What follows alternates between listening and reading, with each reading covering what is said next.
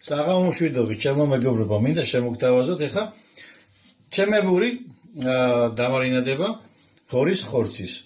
მაქვს აქ, რა თქმა უნდა, შებოლილი პაპრიკა მაქვს, ანუ წითელი, მოვაყრი. მაქვს კიდე შებოლილი მარილი.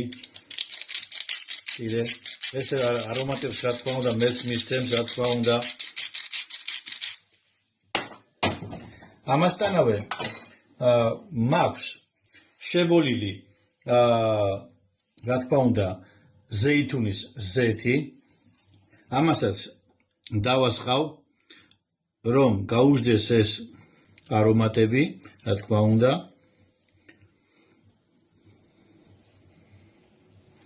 ამას კარგად შევზილავთ, ამას, რა თქმა უნდა, ამას ორივე მხარეზე კარგად შევზილავთ. გვაქვს ასევე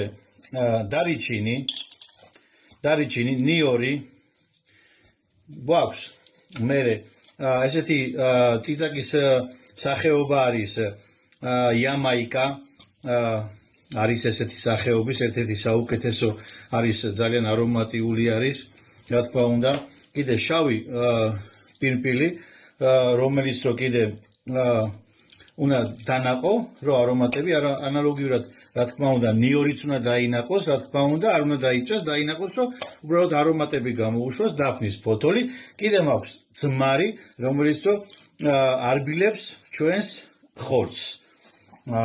დავასხათ ეხლა ძმარი, ცოტაოდენი და ამ ყველაფერს ერთად, რაც ჩამოგითვალეთ კიდე განახეთ, ჩავდებთ სპეციალურ ცელოფანში, რომელიც რო ვაკუუმით გამოვიყვანთ და მერე დავასუიდებთ. მოვათავსე პარკში, რა თქმა უნდა, ჩავდე დაფნის ფოთოლი. ვიღებთ ეხლა, ანუ ესე იგი, ამ ნიორს, რა თქმა უნდა, ასეთი ფორმით დავაჭერთ, ანუ ჩვენი დანით და ჩავაგდებთ შიგნით, ანუ. ამის შემდეგ გვაქვს ესეთი ქვია, პიმენტა იამაიკა ქვია, ესეთი მოზრდილები არის. ძალიან არომატულია.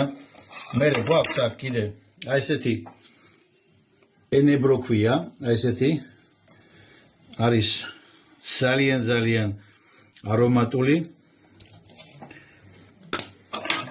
რა თქმა უნდა, მერე გვაქვს დარიჩინი, ზოგი მიხაკით იცნობთ, ზოგი ანუ, რა თქმა უნდა, შავი ფიმპილი კიდე, გვალები, შავი ფიმპილი გვაქვს კიდე და ამას რამოდენიმე ესე ჩავყრით, ანუ ესე იგი ამითი ცოტათი დანით, რა თქმა უნდა, დავტეხავთ ამას, რა თქმა უნდა, არომატები გამოუშვას და ამ ყველაფერს ახლა ვანაწილებთ ჩვენს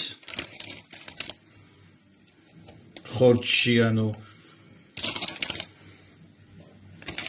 რა თქმა უნდა, არის ესე და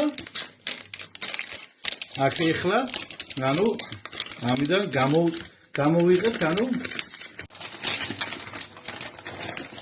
ესე არის მოთავსებული ჩვენი აპარატი, რომელიც ანუ